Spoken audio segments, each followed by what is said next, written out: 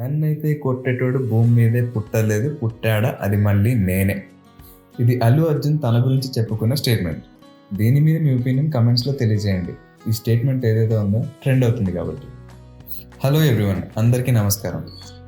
Icon star Allu Arjun, Rashmika నటించిన and Sukumar డైరెక్షన్లో వచ్చిన పుష్ప 2 సినిమా ట్రైలర్ ఒక ప్యూర్ కలర్ఫుల్ మాస్ జాతరల దుమ్ము లేపేసింది.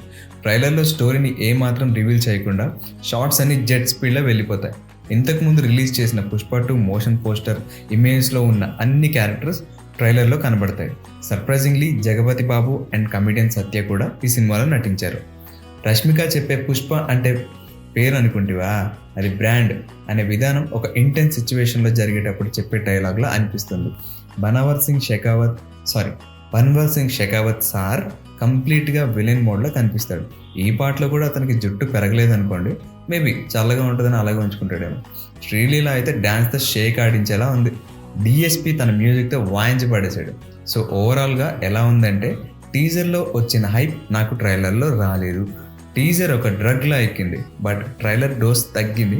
Maybe director movie story trailer కట్లో రివీల్ అవ్వకుండా జాగ్రత్త పడటం వల్లనో, నేను ఓవర్ ఎక్స్పెక్టేషన్ పెట్టుకోవడం వల్లనో అలా కిక్ తగ్గింది.